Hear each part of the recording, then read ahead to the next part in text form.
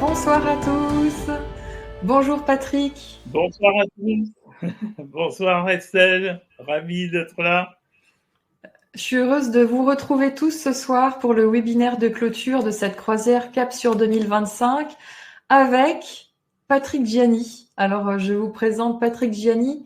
En 2 mots, astrologue depuis de nombreuses années, qui se spécialise à travers le temps en prédiction mondiale, donc tout ce qui concerne le collectif. Spiritualiste, auteur de plusieurs livres. Il a également sa maison d'édition Jupiter.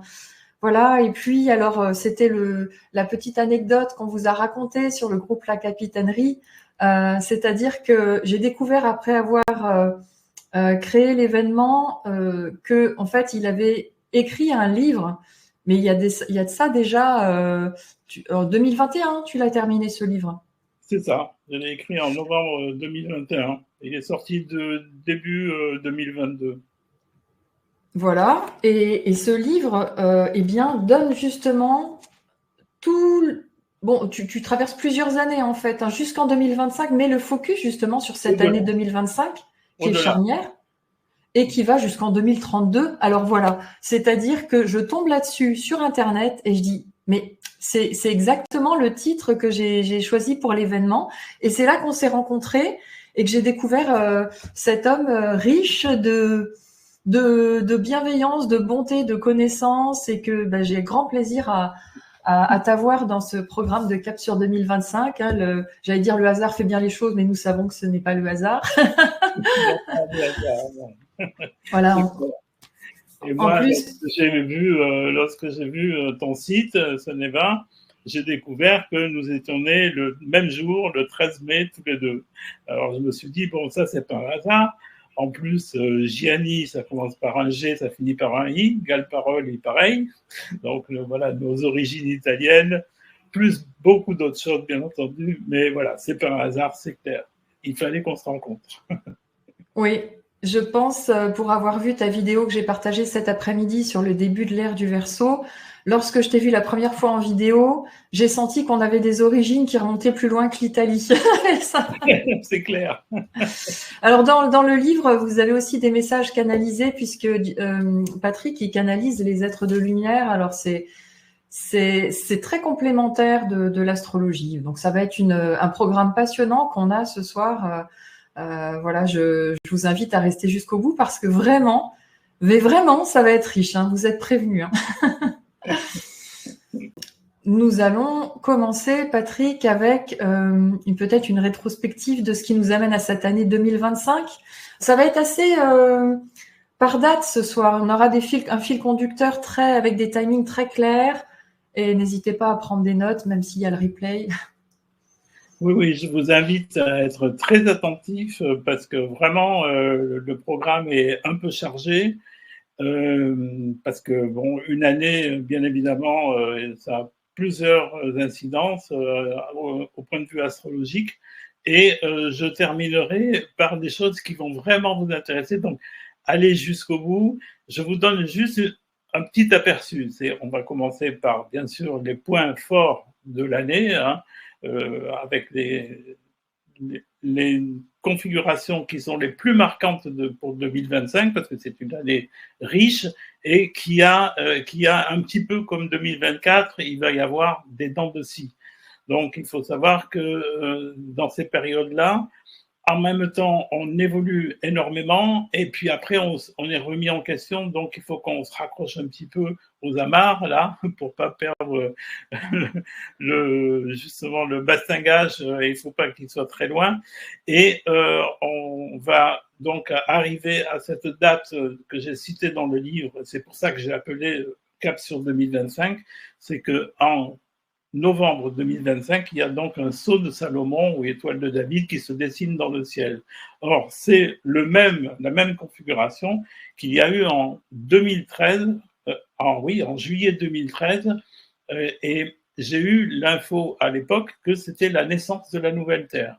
Donc, vous voyez, c'est pas un hasard si on arrive en 2025, à la fin de la 2025, ouf, après avoir passé une année qui va être en dents de scie, on pourra avoir vraiment un réel espoir. Et puis, je terminerai par les 2 années suivantes, c'est-à-dire 2026-2027, puisque mes collègues en ont parlé. Hein, j'ai suivi toute la semaine tout ce que tout le monde disait. Et c'était très riche, très intéressant. Et comme tout le monde a parlé de 2026-2027, je vais en parler aussi. Et je terminerai aussi par un petit laïus sur les fameux 144 000. Vous allez voir, c'est très intéressant ce chiffre. Qu'est-ce que ça nous dit? Qu'est-ce que ça nous prépare? Et puis, je parlerai aussi de la grille magnétique terrestre, la nouvelle grille magnétique terrestre, dont a parlé Aurore dans la première vidéo, souvenez-vous.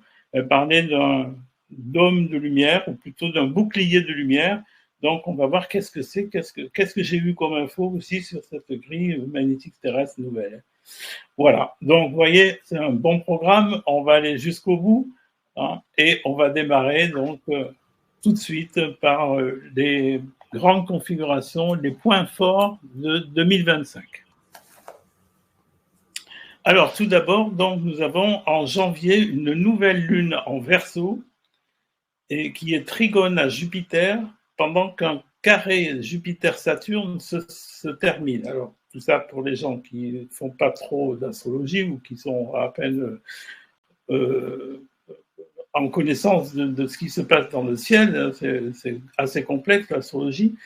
Le Jupiter-Saturne, qui est en carré, là, ça fait quelques mois qu'il est comme ça. Il est comme ça depuis l'été, depuis cet été. On a eu vraiment une grande différence entre l'énergie de l'été et puis l'énergie de l'automne, vous avez sûrement remarqué. Et donc, depuis cet automne, eh bien, oui, on est dans cette quadrature Jupiter-Saturne qui nous vaut un désaccord planétaire entre Jupiter et Saturne. Que représente Jupiter? Eh bien, c'est l'abondance, c'est les banques, c'est le pouvoir, mais c'est aussi l'autorité. Et puis Saturne, c'est l'autre autorité, c'est vraiment là les instances du pouvoir, comme je le dis souvent, avec le côté strict, rigoureux, donc les lois, les freins, les blocages, etc. Donc on est vraiment dans une quadrature qui mine complètement l'économie mondiale, hein, vous l'aurez sûrement remarqué, et surtout en France, puisque nous, on est concernés par la Constitution de 1958. Voilà. Alors, malgré tout, on a donc cette nouvelle lune de janvier qui est au trigone de Jupiter en Gémeaux. Donc, comme elle est en Verseau, eh bien, il va y avoir donc un bon échange d'énergie entre les novateurs, puisque le Verseau, c'est très novateur, et on le verra, c'est vrai qu'il y aura des gens qui seront du signe du Verseau et qui vont stimuler un petit peu médiatiquement, puisque le Gémeaux, c'est très médiatique, l'actualité, et qui vont annoncer peut-être des choses vraiment très modernes, très novatrices, mais comme il y aura ce fameux carré Jupiter-Saturne, eh bien, ça va faire un petit peu des batailles, des retournements de veste, un petit peu comme à l'Assemblée actuellement. Hein, je ne sais pas si vous êtes au courant, c'est un petit peu les batailles, voilà. Mais tout de même, il y a une conjonction de Neptune au nœud nord avec Vénus. Donc Neptune au nœud nord avec Vénus, on a l'indication que parmi l'humanité, il y a des gens qui sont branchés tout de même sur le cœur, et pas que sur le cœur, mais aussi du point de vue spirituel. Voilà.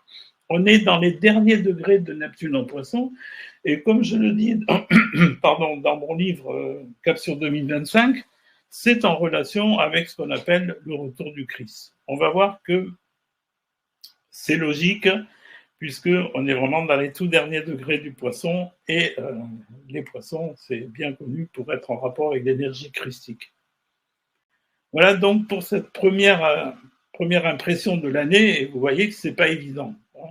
Mais tout de même, en mars, autre date clé, il y a une pleine lune avec une pleine lune en Poisson, donc on y est complètement, avec Saturne-Neptune conjoint, et le nœud nord aussi.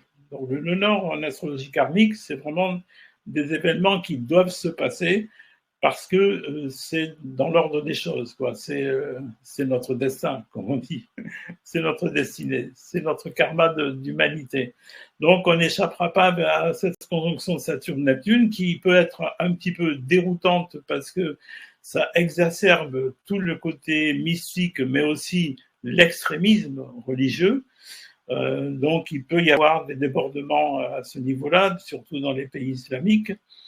Mais en même temps, comme toutes les planètes, finalement, elles n'ont pas d'opinion, hein, elles reflètent ce que nous leur envoyons. Donc, il y aura aussi un éveil encore plus fort que ce qu'on a connu jusqu'à présent. Donc, vous voyez, comme il y en a pas mal, je le dis souvent, il y a de plus en plus de gens qui s'éveillent, eh bien, bon, ça promet de belles choses, Voilà. Pendant ce mois de mars, il y aura donc Mars en Cancer qui sera trigone à ces planètes, à cette pleine lune en Poisson. Donc là, avec ce Mars Cancer, au mois de mars, je pense que la conscience christique va vraiment être distribuée généreusement par les êtres de lumière. Voilà. Donc, il faudra être prêt. Certaines personnes sont déjà dans cette conscience critique, j'en vois de plus en plus autour de moi, et ça fait plaisir. Voilà. Et là, donc, il y aura une augmentation des personnes qui se rendront compte que c'est au-delà des religions, c'est au-delà des croyances, c'est au-delà de tout ce qu'on peut imaginer, c'est simplement une conscience un petit peu plus élevée, un petit peu plus fine et intuitive que les autres, qui permet de lever les voiles et d'accéder à certaines vérités qui semblent vraiment authentiques, voilà, authentiques, réelles. Voilà. On n'est plus dans le virtuel, on est dans la réalité. Ensuite, au mois de mai, il y aura donc une Saturne-Neptune en bélier, qui arrive à vraiment au tout premier degré du bélier. Donc, ouais, c'est vraiment très... On change complètement d'énergie, on passe du poisson au signe d'eau à l'énergie du bélier tout d'un coup. Hein, Saturne-Neptune, ensemble, au mois de mai, arrivent donc dans le signe du bélier. Et en même temps, il y a une lunaison en Gémeaux qui est trigone Pluton. Et là, on sent vraiment que c'est le nouveau monde qui est en marche. Pourquoi ? Parce que la lunaison Gémeaux, elle va donc médiatiquement appuyer tout ce que Pluton nous a transmis depuis son entrée dans le signe du Verseau. Donc, comme Pluton nous a vraiment bousculé, hein, vous avez vu qu'il a bousculé surtout les tout premiers degrés du Verseau, donc pas en carré, avec les premiers carrés, les premiers natifs du premier, excusez-moi, les natifs du premier décan du Taureau, les premiers décans du Lion, les premiers décans du Scorpion, donc il les a vraiment bousculés. Eh bien là, il donne sa vérité, il va diffuser sa vérité. Qu'est-ce qu'il faut changer dans ce monde ? Qu'est-ce qu'on peut apporter pour qu'il y ait suffisamment d'éveil sur Terre pour que la nouvelle Terre puisse vraiment prendre forme et qu'on change enfin de réalité. Voilà, il va donc apporter cela. Et comme Saturne et Neptune seront en bélier, c'est un signe de feu tout de même. Alors Saturne en bélier, il n'est pas son aise dans ce signe du bélier. Il y aura peut-être de la rébellion, il y aura peut-être aussi justement un affrontement entre l'Occident et l'Orient. Je ne sais pas, je ne suis pas voyant. Tout ce que je peux vous dire, c'est une énergie qui est extraordinaire et qui en même temps va apporter du nouveau. Voilà, c'est ça qu'il faut voir, c'est qu'il faut être prêt à accepter le nouveau qui arrive. Voilà, donc on va faire une petite pause pour les questions, si vous voulez, pour éclairer votre... Oui, si tu es disponible. Donc Valérie demande, est-ce que cette énergie dont on vient de parler concerne davantage certains signes qui seraient plus impactés que d'autres ? Ah oui, alors, Saturne-Neptune qui va passer des derniers degrés du Poisson au premier degré du Bélier, forcément, ça va concerner ces natifs-là. Donc, les tout derniers degrés du Poisson, si vous êtes natif, il va y avoir un changement de perspective à faire. Hein. Vous allez passer de croyances qui sont vraiment axées sur tout ce qui a été déjà étudié, c'est-à-dire la Bible, la Gnose, la Bhagavad Gita, etc. Toutes ces connaissances vont ressurgir, mais avec une nouvelle vision. Voilà. On va peut-être passer à autre chose. Peut-être que ça va être une autre compréhension des textes religieux, des textes mystiques, etc. Voilà. Et en même temps, une envie de passer à autre chose que des religions, c'est-à-dire à passer à une spiritualité vivante. Voilà, une spiritualité qui ouvre les yeux et qui veut vraiment faire changer les choses dans ce monde. Une spiritualité vivante. Est-ce que tu m'autorises à partager la carte du ciel de Jésus? Parce que j'ai trouvé ça fantastique. Elle est dans son livre. Ah bon. Bon, alors, je pourrais pas vous raconter tout ce qu'il y a autour, mais d'après les recherches qui ont été quand même assez poussées de la part de Patrick, Jésus, donc Jésus et le Christ, on pourra distinguer, ce serait intéressant, puisqu'on a eu la question, qu'est-ce que la conscience christique? Donc Jésus serait né en août. Et alors, regardez, je vais me mettre en grand, voilà. Regardez la carte du ciel.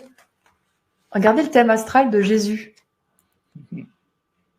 C'est un cerf-volant. Un cerf-volant, il y a même la croix du christianisme. Hein, oui, aussi, bien sûr. Moi, je vois plus le cerf-volant, je ne sais pas pourquoi.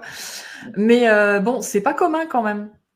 Ouais, c'est pas vrai. Commun. C'est super intéressant. Bon, tout comme le reste, en tout cas. Alors, ça nous amène à cette question. Comment tu définirais la conscience christique? Et c'est difficile de faire une définition parce que ça va un peu figer les choses. Hein. Simplement, je crois que le message principal du Christ, qu'est-ce que c'est? Quand il est arrivé dans le monde, lui, il a déboulé dans un monde où il n'y avait que des rabbins, il n'y avait que des gens il y avait beaucoup de sectes, etc. Et tout le monde craignait Dieu. Hein. Voilà. Donc lui, il est arrivé en disant, mais non, mais il ne faut pas craindre Dieu parce que Dieu est amour. Hein. Alors bon, personne ne le croyait, bien entendu. Expliquer ce qu'est l'amour à des personnes qui n'étaient pas très évoluées à l'époque. Hein. Je ne sais pas si vous lisez la Bible, mais c'est vraiment plein de cruauté, plein de meurtres sanguinaires, des assassinats d'enfants, etc. Donc vraiment, c'était des gens qui n'étaient pas très évolués. Mais bon, il a fait passer ce message, c'est aimez-vous les uns les autres. Donc, la conscience christique, c'est vraiment, ça part de là, ça part de l'amour du cœur, l'amour véritable, voilà, un amour inconditionnel. Et en partant de là, à partir du moment où on est en conscience que tout est relié, qu'on est tous reliés, que tous les règnes sont reliés les uns les autres, le règne animal, le règne humain, le règne végétal, le règne minéral, etc., on se rend compte que tout vibre, c'est une affaire de vibration, hein. L'univers entier vibre, il vibre de la même manière et pour tout le monde pareil. Donc à partir du moment où on réalise ça, on se dit mais il n'y a personne qui a tort, personne qui a raison. On ne peut pas dire que quelqu'un est dangereux à mon égard. S'il est dangereux, c'est parce qu'il a peur. Et c'est là où on réalise que la peur a vraiment une grande importance, comme on le verra à la fin de cette intervention. Vous verrez que c'est notre principal ennemi, c'est la peur. Voilà. C'est drôle que tu dises ça parce que justement, ça rejoint la vidéo bonus que nous a préparée Nano Medium, de son vrai nom Naïma Barki, qui est présente avec nous. Dans le coffre au trésor, et tu vois, on l'avait pas abordé encore ensemble, et ça rejoint le message qu'elle délivre aussi dans le bonus du coffret, parce que ça va être très très important. Vraiment, je crois que tout se rejoint. En fait, toutes les disciplines se rejoignent. On l'a vu, la numérologie. Hier, j'écoutais aussi, c'est très intéressant, Johan, qui nous parlait de l'astrologie chinoise. C'est une question de méthodes, simplement d'outils différents, mais on se rejoint tous. Et c'est normal, puisque, comme je viens de le dire, tout est relié. Voilà. Donc, on a les mêmes réponses et les mêmes solutions. Alors, si vous le permettez, donc, je vais continuer avec en juin. Donc, le mois de juin aussi sera important, puisqu'on vient de voir que la conscience christique va vraiment prendre beaucoup de place pendant le mois de mai. En plus, en mai, fais ce qu'il te plaît, hein, c'est bien connu. Donc, les gens vont vraiment se laisser aller à cet amour qu'ils vont ressentir. C'est-à-dire, enfin, enfin, ça bouge.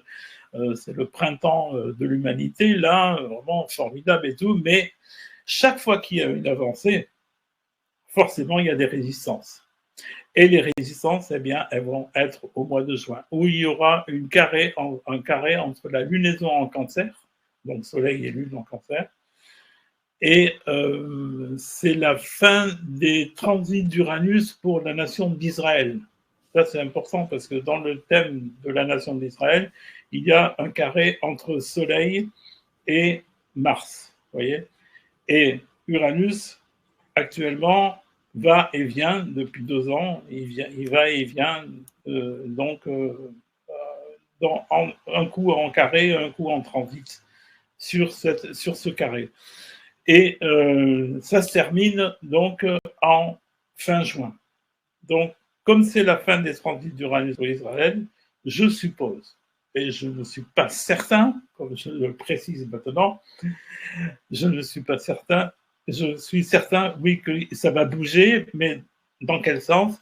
À mon avis, ça pourrait être la fin de la guerre pour Israël. Voilà, donc ça serait une bonne nouvelle, puisque c'est vrai que ça dure depuis pas mal de temps. Uranus exacerbe toujours les carrés de Mars, parce que voilà, c'est comment on peut se le relier aux autres, parce que Uranus, c'est l'esprit de groupe. Hein. Et quand un groupe est vraiment dominant par rapport à un autre, eh bien, il y a souvent des affrontements.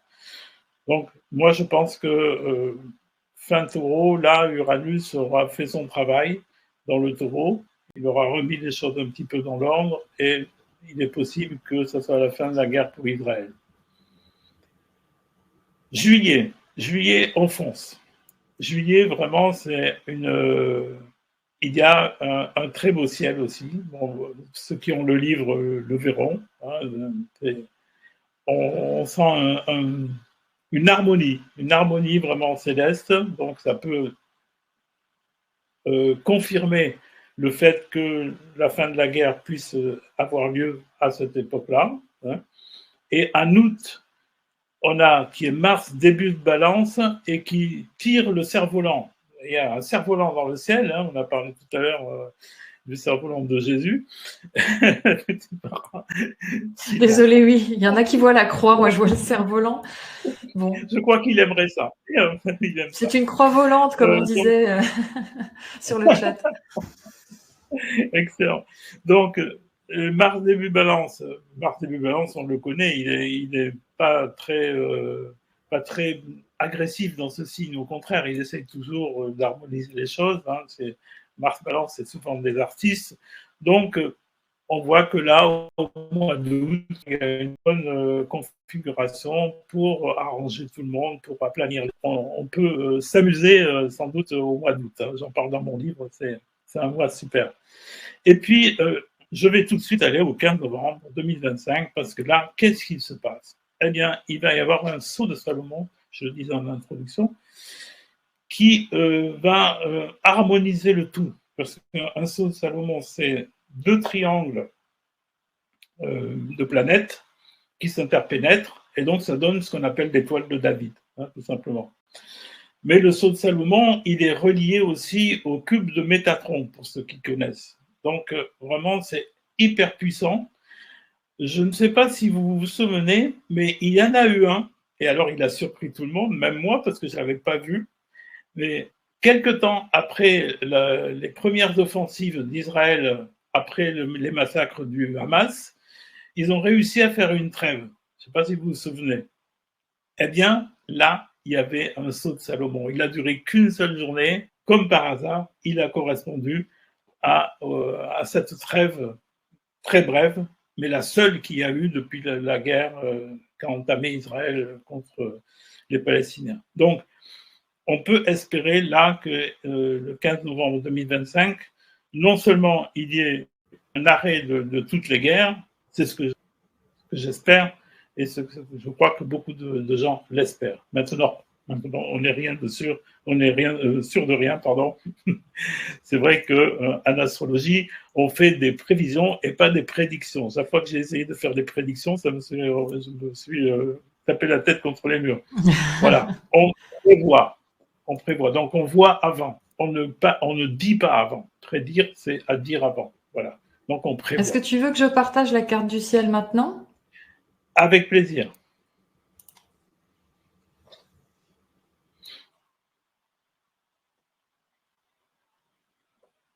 Alors, comme vous pouvez le voir dans cette carte du ciel, il y a donc au mois de novembre le Soleil qui est trigone à Jupiter en Cancer. Jupiter en Cancer, il est bien dans ce signe en plus, hein, il est vraiment à l'aise, c'est la joie pour le peuple. Hein. Trigone à Saturne qui rétrograde là dans le Poisson et qui est collé à Neptune. Donc vraiment, on a là une belle configuration du point de vue spirituel puisque ce sont les signes d'eau qui sont concernés. Donc tout l'inconscient collectif, etc. Tout ça, ça marche très bien. Et puis un deuxième trigone qui concerne Pluton fraîchement rentré dans le Verseau, Uranus qui arrive au premier degré des Gémeaux et la Lune en Balance qui rentre en premier degré aussi. Donc voilà, l'air et l'eau, ça fait des bulles, c'est sûr, mais c'est intéressant. Il y a un petit peu de feu dans cette carte du ciel, c'est Mars-Mercure en Sagittaire, mais bon, Mars-Mercure en Sagittaire, c'est bien aussi parce que ça permet justement d'être enthousiaste, de mener des actions concrètes et dynamiques. Voilà, donc sauf Salomon, il ne dure qu'un jour, hein, puisque la Lune va arriver très, très rapidement, elle va se défaire de Salomon, mais je crois que pendant cette journée-là, il va y avoir des décisions importantes qui vont être prises pour l'humanité.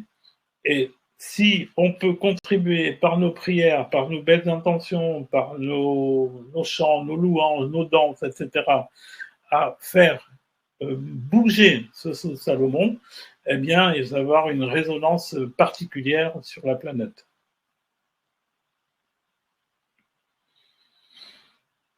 Voilà donc pour les grandes lignes de cette année 2025. Voilà. Donc, Merci. je dirais, on est sûr de rien, c'est vrai, mais c'est un espoir. Voilà, c'est un espoir. Je crois qu'il faut se dire que par nos pensées positives, notre attitude aussi positive, hein, Johan en parlait hier soir, c'est Johan ou Johan, je ne sais plus. C'est Johan, oui. C'est Johan, c'est ça. Il disait voyez le verre à moitié plein plutôt qu'à moitié vide, parce que de toute façon, c'est la meilleure attitude à avoir. Sinon, bah voilà, quand on commence à devenir négatif, on sait ce qui se passe, hein, on est tiré vers le bas, et après pour remonter, c'est autre chose. Hein.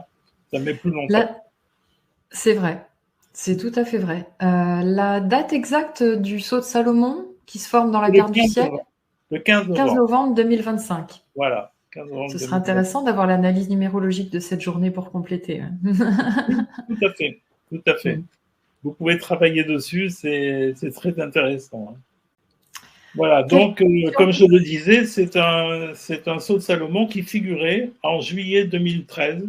Hein, c'est à peu près, bon, c'était pas les mêmes planètes, mais en juillet 2013, il y avait cette configuration. Et c'est vrai que, je ne sais pas si vous vous souvenez, mais 2012, tout le monde attendait 2012 avec impatience. C'était vraiment le fin du calendrier Maya. Je voyais beaucoup d'agitation, d'excitation sur les réseaux sociaux. On se disait, ouais, ça va être le nouveau monde et tout. Tout le monde pensait que d'un coup, fin 2012, ça allait être le nouveau monde et l'exubérance et la joie partout, etc. Mais rien de tout ça, bien entendu. Au contraire, en 2013, on a plongé vraiment fort dans la négativité. Et pourquoi? Eh bien, parce qu'il fallait que l'ancien monde se termine.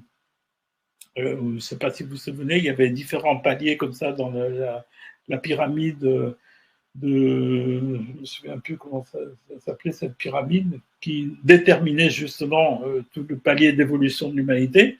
Donc, il fallait bien que se termine cet ancien monde, le quatrième monde, pour que naisse le cinquième. Et 2013, eh bien, voilà, ça a été le sceau de Salomon qui a annoncé la naissance de la nouvelle Terre.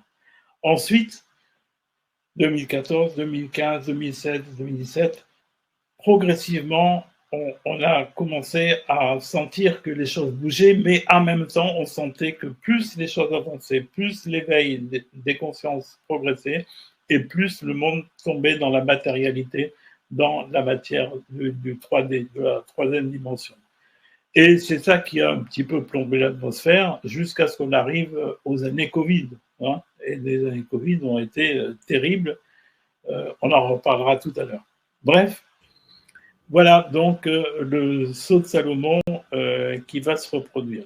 Maintenant, ça ne veut pas dire, comme en 2012, que tout d'un coup, voilà, le sceau de Salomon arrive, après on n'a plus rien à faire. Ah non, ça continue, ça ne s'arrête jamais d'ailleurs, hein, mais c'est un palier important. Voilà, c'est un bon cap. On arrivera avec l'astrobot jusqu'à novembre 2025. Déjà, c'est pas mal. On va se féliciter. Maintenant, bon, c'est pas terminé. Et en 2026, il y a aussi un grand changement qui s'opère, puisqu'il y a un alignement de 6 planètes. Vous verrez dans mon livre si vous l'avez. Sinon, je pourrais le mettre éventuellement. Je pourrais peut-être faire un article là-dessus. De 6 planètes sur pratiquement 8 degrés entre la fin Capricorne et le début du Verseau. Donc vraiment 6 planètes, c'est énorme, parce que figurez-vous que le Soleil, lui, il est au centre. Donc, comme il est au centre, eh bien, il faut qu'il, quand tout le monde tourne autour de lui, il est bien centré, il n'y a pas de problème. Mais s'il y a 6 planètes d'un côté et puis presque rien de l'autre, il y a un décentrement. Donc, il va y avoir un décentrement. Et cet alignement qui est un vrai alignement, parce que souvent, on voit dans les journaux, là, surtout les journaux, magazines, il y a un alignement de planètes, mais souvent, ce n'est pas des vrais alignements. Alors que là, c'est un vrai alignement dans le ciel. Donc, cet alignement est extraordinaire, puisque fin Capricorne et début Verseau, ça nous donne l'image de l'ancien monde qui quitte l'ancien monde. On quitte l'ancien monde pour le nouveau monde. Donc, année importante, puisque 2026 est une année 1 hein, en numérologie. Donc, on passe vraiment à une nouvelle énergie. Donc, ça va bien avec cet alignement de 6 planètes, à mon avis.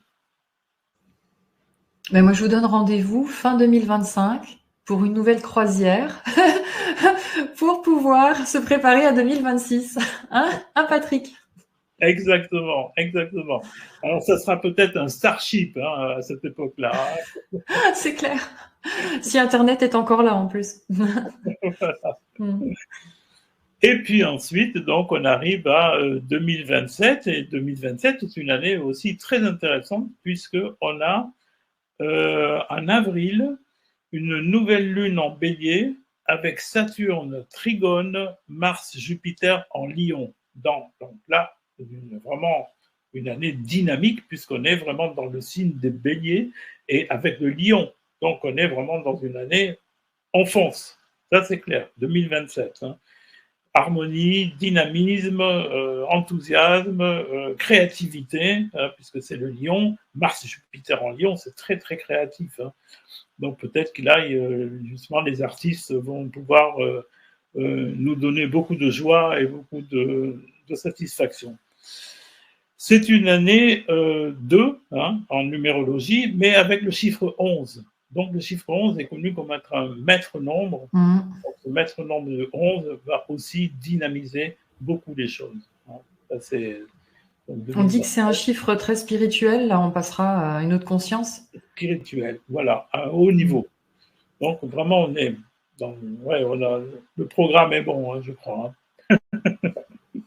En fait, ça nous donne l'astrologie nous donne des circonstances, mais on ne sait pas exactement comment dans la matière ça va se concrétiser. Et puis, comme tu le soulignais, ça dépend aussi de ce que nous vibrons chacun qui participe à la matérialisation pour le collectif. Voilà. Tu as tout à fait raison, tu résumes bien ma façon de voir l'astrologie. Les planètes n'ont pas vraiment d'influence sur nous, c'est une résonance. On entre en résonance avec elles. Et la résonance que l'on met, si elle est négative, elle renvoie du négatif. Si on est positif, elle renvoie du positif. Donc toutes les planètes ont ça, elles ont une fonction négative et une fonction positive en fonction de ce que nous résonnons avec elles. Hein. C'est pour ça que la tradition, bien entendu, vous entendez la plupart des astrologues qui sont traditionnalistes, il y a des planètes maléfiques et des planètes bénéfiques. Moi, je ne suis pas d'accord. Je n'ai jamais été d'accord avec ça. On peut voir par exemple que Jupiter est une planète, ça on appelle le grand bénéfique, mais quand il est dans les excès, hein, comme actuellement, avec le côté Gémeaux exacerbé, où il y a un peu tout et n'importe quoi qui est mis dans la presse, dans les médias, etc. Oui, c'est un côté excessif de Jupiter en Gémeaux. Donc voilà, Saturne, qui est une planète qui est vraiment difficile, quelquefois, qui nous confronte à la dure réalité de l'incarnation. On a des bobos, on peut peut-être même aller à l'hôpital, il y a peut-être des deuils à faire, de relations, etc. Mais il nous apprend toujours des leçons. Et chaque fois qu'on a fini, qu'on a terminé un transit de Saturne, on s'aperçoit des progrès qu'on a fait. Voilà. Donc, c'est pas une planète forcément maléfique. Voilà. Ah oui, oui. C'est comme Uranus. D'ailleurs, on a une question à ce sujet, notre cher Uranus. Hein. Nous sommes en 3e décan des taureaux. On est dedans. On est dedans. Alors oui, alors, je propose de parler d'Uranus et ensuite peut-être un petit conseil pour les Gémeaux, puisque Uranus va arriver dans le premier décan des Gémeaux. Et je trouve que c'est un révolutionnaire important. On pourra peut-être en toucher un mot si tu es d'accord. Oui, absolument. Anne-Cécile qui nous demande l'énergie du Verseau est électrique et accélère le temps. Qu'en penses-tu? Puisque le Verseau est gouverné par Uranus, il me semble. Hein. Oui, absolument. C'est la planète du Verseau. Et Uranus, c'est la planète des imprévus, c'est la planète du futur proche aussi. Il s'intéresse qu'au présent et au futur proche. Le passé, il s'en fout. Le passé, c'est Saturne qui s'en occupe. Lui, ça n'occupe pas. Lui, il veut que ça avance. Il veut du nouveau. Il veut qu'on ait d'autres perspectives que notre confort. Hein, la zone de confort, voilà, quand on y arrive dans la zone de confort, il a fait exploser. Personnellement, vous voyez, j'ai déménagé 2 fois cette année en 3 mois. En 3 mois, j'ai fait 2 déménagements. Bon, c'était pas parce que je passais une heure, mais il y avait une maison à s'occuper pour aller dans une autre, et puis une autre maison aussi, un appartement à faire venir au même endroit. Donc, ça a été incroyable. Et moi, j'avais prévu de faire une conférence, parce que j'avais Jupiter qui transitait aussi mon soleil. Donc, je me suis dit, je vais faire une conférence à Paris. Eh bien, flop total, il y avait 35 pecnos qui s'étaient inscrits. J'ai dû annuler la conférence. Voilà, c'est pourquoi je vous donne juste un petit aperçu des imprévus d'Uranus. Il veut vous faire avancer quoi qu'il arrive, et surtout, il ne tient pas compte forcément de ce que vous voulez. Voilà. mais il est en rapport avec votre âme, avec ce que vous avez, vous, prévu de meilleur pour vous. Et s'il faut qu'il y ait quelque chose de dérangeant, d'imprévu, même quelquefois d'explosif, eh bien, il va le faire arriver dans votre vie. Donc, il faut être absolument prêt à se remettre en question. Donc, l'ego de côté. Voilà. Alors, pour les Gémeaux, puisqu'il va arriver dans votre signe, Uranus en Gémeaux, il sera plus à l'aise qu'en Taureau. Hein. En Taureau, c'est pas évident. Uranus Taureau, il n'est pas vraiment son aise. Il bouscule les choses du point de vue justement de la matière.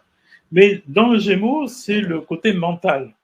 Donc, il va vous confronter, là, les tout premiers natifs du premier décan du Gémeaux, à la façon dont vous fonctionnez.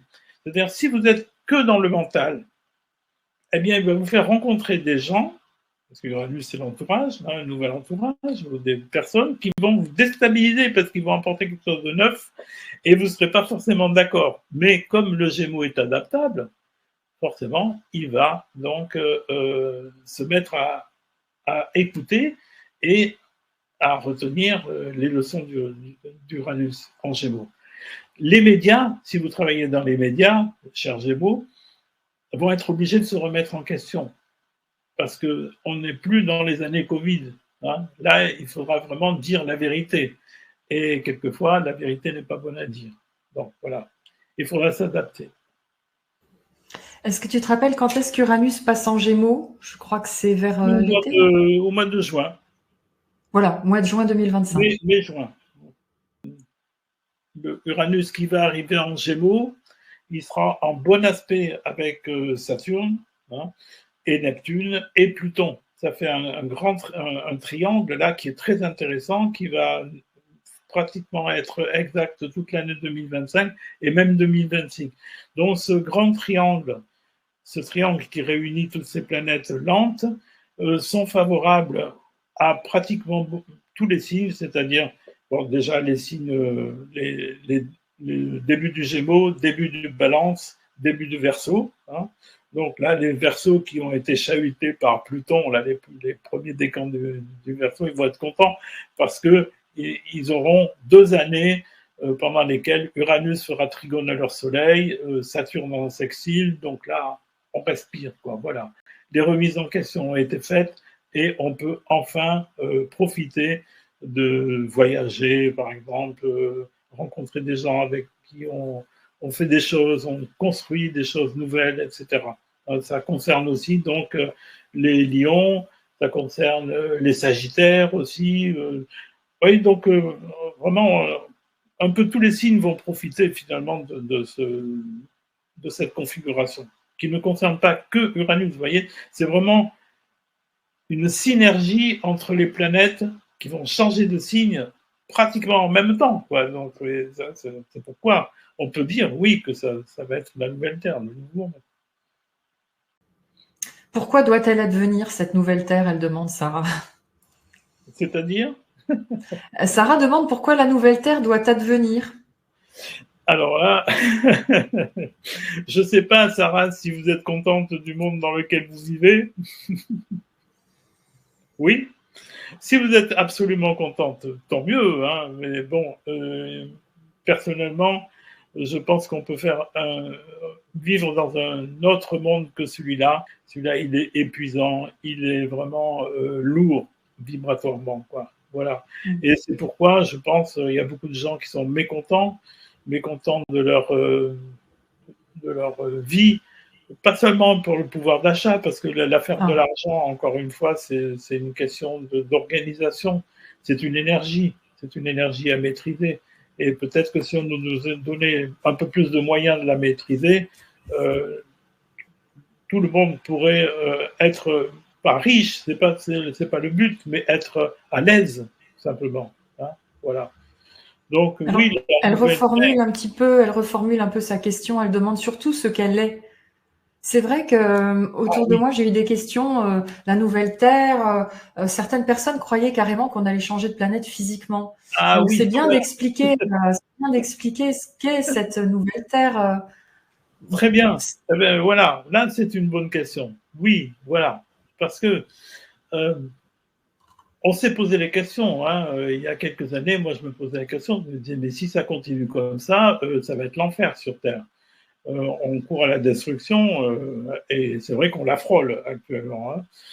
Mais il a été prévu autre chose. Et cette autre chose, c'est ce qu'on appelle le plan divin. Et le plan divin est parfait. On nous l'a dit et répété depuis Maître Ivanov, depuis Maître Donov, etc. Et il y en a beaucoup qui le disent. Le plan divin. Voilà, le plan divin est parfait, c'est-à-dire qu'il a prévu, il a été prévu que l'humanité arriverait à vraiment un point de non-retour dans la matière. Et on l'a vu, bah, c'était le Covid. Hein. Là, tout a été bloqué, complètement bloqué. Voilà. Donc, on ne pouvait pas faire mieux. Alors, question de blocage. Fin de partie, on en commence une autre. Mais pour en commencer une autre, il faut effectivement que les choses se terminent. Et c'est pourquoi c'est si long. Voilà. Il faut que tous les êtres humains comprennent les réelles valeurs de leur être essentiel, qui ils sont vraiment. À partir du moment où on comprend qui on est vraiment et pourquoi on est là, on se rend compte qu'on peut faire bouger les choses. Tant qu'on reste coincé dans des certitudes, des moi-je, où on rejette la faute sur le gouvernement, le mauvais temps, et que sais-je, on n'y arrive pas. Voilà. Donc, il faut des remises en question. Alors, la plupart des gens qui m'écoutent ce soir, je suis sûr que vous avez déjà fait vos remises en question. Et vous vous dites, mais pourquoi les autres ne font pas leurs remises en question comme ça, on y arriverait tous? Eh bien voilà, ils ont leur rythme à eux. Hein. C'est une question de vague, comme me l'a révélé à l'époque dans ses messages Jésus dans le Cap sur 2025. À la fin, j'ai mis des messages que j'ai reçus de Jésus parce qu'il savait que j'écrivais ce livre et il disait c'est toute une question de vagues. Voilà. Donc laissez les vagues les unes après les autres arriver et au bout d'un moment, ça va lâcher. Et quand ça va lâcher, ça va être la grande ouverture du cœur et on va pouvoir construire un nouveau monde. Mais pour le moment, on est dans cette période de transition qui est assez inconfortable, je le reconnais. Mais bon, peut-on faire autrement? Hein? Oui, c'est une nécessité. Il n'y a pas de renaissance sans mort, sans transformation profonde, de toute façon. Voilà. Alors, donc là, on arrive donc à presque la fin, là, parce que je vois que c'est oui. Hein. Oui. Alors, je vais parler rapidement de ce chiffre des 144 000 mails. Ah, merci d'aborder ce thème. Puisque vraiment, là, on y est, puisqu'on vient de parler de tout cela. On m'a posé la question souvent, mais qu'est-ce que c'est que les 144 000 hein, c'est ce qu'on trouve dans l'Apocalypse de Jean, hein, qui a reçu ce message dans l'île de Patmos. Et on lui disait à l'époque, voilà, il va y avoir 144 000 élus qui vont pouvoir donc accélérer les choses à la fin de l'Apocalypse pour qu'il y ait cette nouvelle terre, hein, la terre promise, ou non, c'est pas ça, c'est la nouvelle Jérusalem. Hein. Voilà. Donc, tout ça, c'est symbolique, bien entendu. Eh bien, 144, qu'est-ce que c'est? 144, en astrologie, c'est les 12 signes du zodiaque multipliés par les 12 maisons. Vous voyez? J'ai écrit mon premier livre qui s'appelait Les 144 positions des nœuds lunaires. Et donc, quand on a ces 144 positions des nœuds lunaires, on a finalement tous les chemins de vie de tous les humains. Symboliquement, il y a 144 chemins possibles. Hein, Bélier, Bélier, Nonor Bélier, maison 12, Nonor Bélier, maison 11, etc., etc. Et tous les signes comme ça. Ça fait 144 positions. Donc c'est 144, le chiffre 144 est vraiment symbolique de cela, du zodiaque tout entier. Ça veut dire que finalement 144, c'est les chemins possibles de chaque humain sur Terre. Et ça symbolise donc l'humanité dans sa globalité. Tout le monde est là dans les 144 symboliquement. Mais 1000, qu'est-ce que c'est que 1000? Eh bien, souvent, 1000 dans la Bible, ça symbolise la multitude. Hein. C'est un petit peu comme le système des chakras. Vous savez, le chakra coronal, là, Sahasrara, on dit que c'est le lotus à 1000 pétales. Hein. Et plus tu le touches, plus tu deviens lumineux, t'as remarqué? T'as un interrupteur au chakra coronal. J'ai pas fait exprès. Voilà, donc 144 000, ça signifie l'humanité, mais la multitude en même temps. Maintenant, réfléchissons. Et à l'époque où Jean a écrit ça dans une Patmos, j'ai fait mes recherches et j'ai demandé, j'ai cherché à peu près combien il y avait d'habitants sur Terre, la population mondiale de cette époque. Eh bien, elle était estimée à 8 millions d'individus à peine. 8 millions, c'est rien du tout. Par rapport à maintenant, c'est 8 milliards. On va arriver à 8 milliards. Vous voyez? Donc, qu'est-ce que ça signifie? Eh bien, la bonne nouvelle, c'est ça.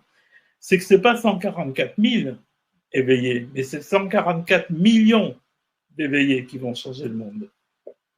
Voilà ce que je crois. Intéressant comme... Merci beaucoup pour ton interprétation. Je t'en prie, je t'en prie. Vraiment, et alors, cette grille magnétique terrestre, alors tu m'as partagé ce qu'a dit Aurore Roger par rapport au dôme de lumière christique. On y arrive. J'ai bien aimé elle a dit, mais branchez-vous sur là, comment elle appelle ça, le bouclier de lumière. Voilà. Un bouclier de lumière autour de la Terre. Hein. C'est comme ça qu'elle l'a visualisé, sans doute, ou qu'on lui a dit, parce qu'elle est canal, elle aussi. Et personnellement, moi, j'ai eu le même message, mais il y a quelques mois. Il y a quelques mois, on m'a dit, voilà, auparavant, il y avait une grille autour de la Terre qu'on appelle la matrice ou qu'on a appelé aussi l'enfermement archontique. Hein. L'enfermement archontique, c'était vraiment, on avait voulu bloquer, enfin, des démiurges hein, qui ont voulu bloquer l'évolution de l'humanité sur la Terre en installant donc une sorte de boule noire autour. Qui empêchait la connexion, qui empêchait des connexions divines. Voilà. Ça a été installé là il y a très très longtemps, hein, bien entendu. On peut faire un parallèle avec, pour ceux qui connaissent le livre d'Urantia, avec la rébellion luciférienne. Hein, je pense que c'est en rapport avec ça. Donc voilà, à un moment donné, l'humanité a été bloquée, complètement bloquée. Et c'est pour ça qu'on est descendu dans la matière et qu'il y a eu énormément de guerres, pratiquement depuis la chute d'Adam, depuis la période d'Adam et Ève. Voilà. Mais nous arrivons, alors là c'est vraiment la deuxième bonne nouvelle, c'est qu'on arrive à une période actuelle où il y a un commencement, même c'est bien en cours, de suppression de cette matrice noire autour de la Terre. Voilà. Donc l'enfermement archontique est en train de se désagréger. Et ça, c'est une excellente nouvelle parce que justement, mes guides m'ont dit qu'ils sont en train de construire, et ils ont pratiquement terminé, une nouvelle grille magnétique terrestre, étincelante de lumière, et c'est celle-là, je pense, qu'a capté aussi Aurore. Alors, c'est plus qu'un bouclier, parce qu'un bouclier, qu'est-ce que ça fait? Ça arrête hein, les attaques extérieures. Alors, peut-être que ça fait office aussi de bouclier, parce que, mine de rien, à un moment donné, il y a beaucoup de civilisations extraterrestres qui ont essayé de se mêler de ce qui ne les regardait pas, et ils avaient des vues sur la Terre aussi. Donc, voilà. Peut-être que les extraterrestres négatifs ont été stoppés par cette grille qui agit comme un bouclier, mais surtout, ça sert à se brancher sur le côté divin de votre nature. Donc, si vous voulez faire l'expérience, hein, c'est vrai que c'est assez incroyable comme expérience, c'est que si vous visualisez cette grille magnétique terrestre, vous pouvez la visualiser comme, je ne sais pas si vous connaissez le culte de Métatron ou la fleur de vie. Par exemple, la fleur de vie, c'est un peu de cette structure-là, très lumineux. Vous vous branchez dessus et vraiment, c'est puissant comme c'est pas permis. Ah, merci. Merci Estelle. Voilà. Voilà la fleur de vie. Bravo. Excellent. Voilà. Donc, vous visualisez ça. Ne vous en faites pas si ce n'est pas exactement comme vous avez pensé. L'important, c'est que vous ressentiez ce qui va se passer en vous à ce moment-là. Et vraiment, ça purifie, ça nettoie, ça réjouit. Bref, vous m'en direz des nouvelles. On n'a plus le temps d'aller chercher des modes d'emploi. Il faut simplement se connecter par l'intention. Le tout, c'est de savoir à quoi. Et merci pour ta guidance par rapport à ça. Et laisser faire, ces changements énergétiques, simplement, je pense, nourrir cette reliance à ce que tu viens de partager. Exactement. Il y a l'intention et il y a la conviction. La conviction, c'est le chemin de la foi, en fait. Hein. Il faut être convaincu que ça marche. Et ça marche. Voilà. Oui, parce que si on, par exemple, une personne qui ferait ce que tu proposes ce soir, mais qui n'y croit pas, ça resterait dans le mental. En fait, ça vibrerait pas. Donc, ça se rejoint pas. Voilà. Il faut se brancher. C'est comme une prise de courant. Hein. Si vous ne branchez pas, ça ne s'allume pas. Voilà, c'est pareil. C'est tout simple, Esther, en fait. demande si, alors elle appelle ça des glitches. Je sais de quoi il s'agit parce que j'en avais déjà parlé avec elle. Est-ce que les glitches je vais expliciter, hein, que l'on peut constater parfois sont dus à cette désintégration de l'emprise archontique qu'on vient d'évoquer et la création de cette nouvelle énergie. Je pense que c'est la 5D dont tu parles. Oui, c'est la 5D. Et même plus, parce que la 5D, c'est le début. Mais je ne connais pas les... La question, oui, la question, c'est les glitches, c'est des espèces de glissements de conscience entre les personnes. Ah, d'accord, je ne suis pas au courant. Des espèces de fossés de conscience, c'est-à-dire on se comprend plus, on fait des deuils relationnels, où il y a des moments où on se comprend plus, où il y a vraiment un fossé de conscience qui se crée entre les gens. Oui, ça c'est vraiment l'époque de transition qui veut ça. C'est-à-dire Voilà. que comme on évolue, forcément il y a des gens avec qui on ne se comprend plus. Hein. Et de leur côté, ils trouvent aussi qu'on est soit un peu illuminé ou un peu too much, hein, ou un peu perché. Mais bon, il faut laisser faire les choses, il ne faut pas forcer les choses, il ne faut pas absolument vouloir convaincre les gens. Non, non, c'est en rayonnant qu'on y arrive. Hein, on montre le chemin, faut pas la peine non plus de se prendre la tête avec ça, hein, on n'est pas des prophètes, quoique, hein, comme disait, comment elle s'appelle, notre amie dans la vidéo, Sarah. Oui, Farah Sabi. Voilà, ça, oui. Ozali, ouais, j'aime bien Ozali. Oui, vraiment, il y a d'un côté les prêtresses là qui tiennent vraiment à leur connaissance, etc. Et puis de l'autre côté les prophètes. Et les prophètes, eux, c'est pas forcément des connaissances parce qu'ils sont dans l'intuition pure.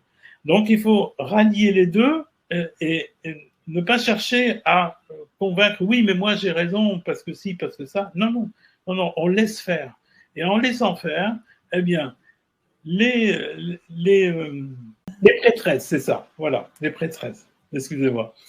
Donc, les prêtresses, eh bien, elles ont raison avec leur rituel, etc., parce qu'elles veulent bien canaliser la spiritualité. Et les prophètes, quelquefois, ben, ils perdent un peu le fil de la réalité et puis ils se préoccupent plus de la matière, de comment ça fonctionne. Donc, c'est vraiment un axe. Hein, on est dans l'axe là. Et tous les axes, lorsqu'ils fonctionnent ensemble, en complémentarité, on arrive à une synergie, les fameuses 144. Là, on est vraiment dans la globalité. Quand on se remet dans sa globalité, eh bien, voilà, on est dans la fleur de vie, on est dans le culte de Métatron, et on s'aperçoit qu'on reçoit de l'énergie de partout. Voilà. Tout simplement. C'est un super message universel, je trouve, ce soir pour clôturer. Je ne sais plus qui disait, mais c'est le feu d'artifice de la croisière, et c'est ce que je ressens aussi. On est exactement comme ton décor, on est vraiment en train de rayonner toute cette vibration qui a été un peu transmise, accumulée au cours de ces différents webinaires, de ces différentes rencontres. Et c'est un peu comme si maintenant on rayonnait ça vers le collectif, quoi. Absolument. Et si tu permets, je vais mettre un petit mot pour la fin. Bien sûr. Mes remerciements vraiment à tous ceux qui ont participé et à tous les intervenants, bien sûr, parce que vraiment j'ai adoré tout ce qui a été dit. Chacun est complémentaire, comme je l'ai dit.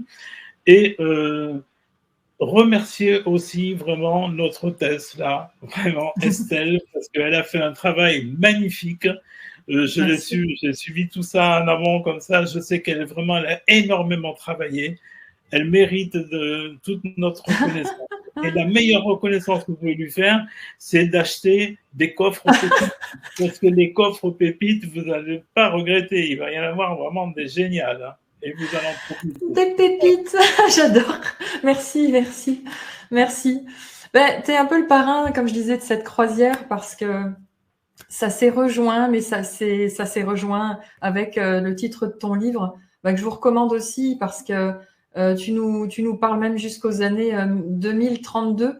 J'ai vu une question tout à l'heure qui disait, mais quand est-ce qu'elle va être là, vraiment installée, cette nouvelle conscience d'amour sur la Terre, incarnée mais peut-être qu'il faut faire le chemin pour s'assurer d'une date précise aussi. Oui, je crois que nous courons toujours après les dates. Hein. En astrologie, souvent on me dit et l'année prochaine, qu'est-ce qui va se passer? Et dans 2 ans, et dans 3 ans. Bon, oui, on peut avoir une vision de l'avenir. Hein. Moi, j'ai eu la chance, vraiment, je le dis, j'ai eu la chance d'être inspiré en novembre 2021 pour écrire ce livre, parce que voilà, j'ai pratiquement canalisé ce livre. Ils m'ont donné un aperçu de ce que pourraient être les énergies, mais ils insistaient toujours sur le fait de attention de ne pas trop se projeter. Vivez l'instant présent, parce que c'est dans l'instant présent que vous faites justement des pépites. Voilà.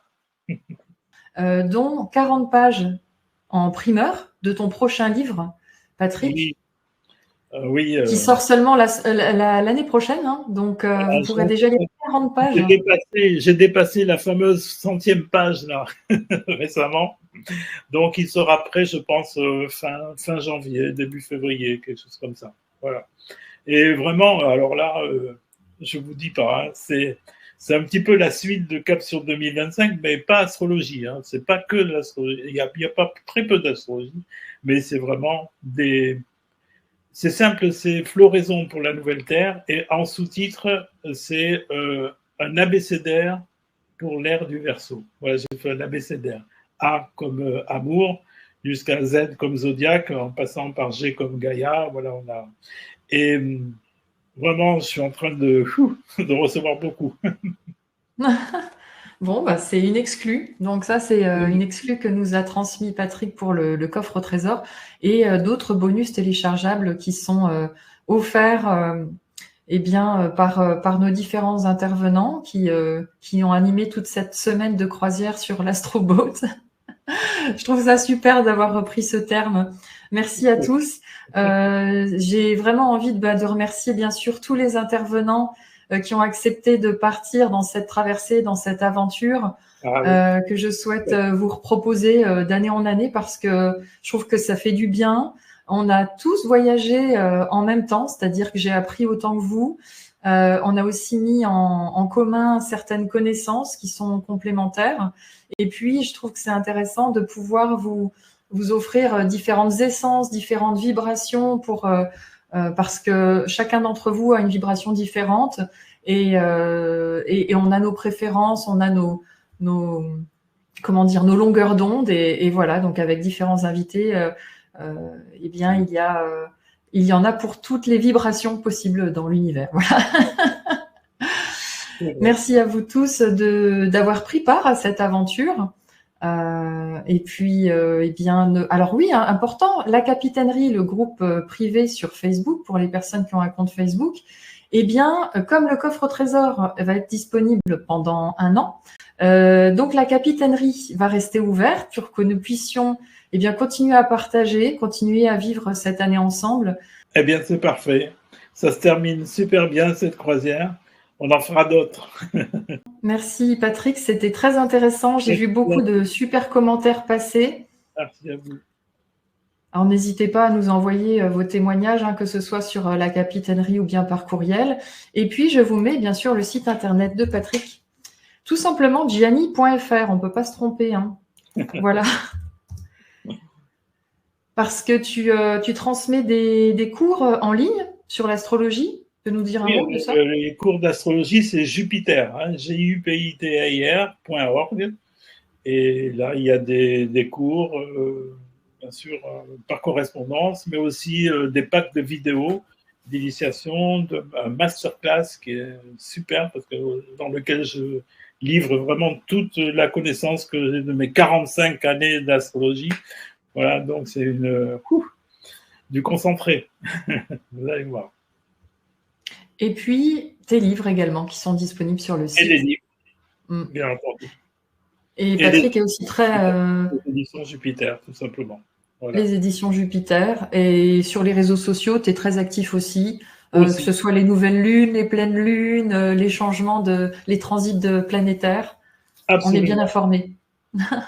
Comme dit mon épouse, en ce moment, on a une nouvelle lune pendant tout un mois et après on repart. C'est les lunes tous les jours, elle dit. C'est les nouvelles lunes tous les jours. J'aime bien, parce que c'est vrai que ça va très vite. Ça va très vite en ce moment. C'est vrai. À peine on a terminé une nouvelle lune, on est en pleine lune et après on repart. C'est hallucinant. Mais bon, voilà. On progresse. Grâce à des guides éclairés comme vous qui nous avez enseigné tout au long de cette croisière, on a des repères pour pouvoir vivre cette année plus sereinement.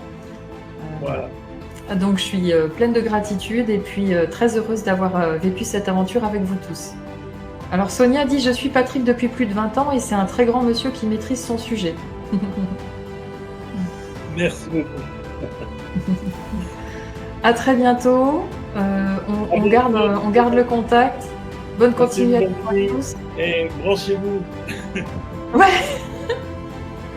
Maintenant, on sait où mettre la prise. Voilà. Au revoir à tous. Merci Patrick. Au revoir.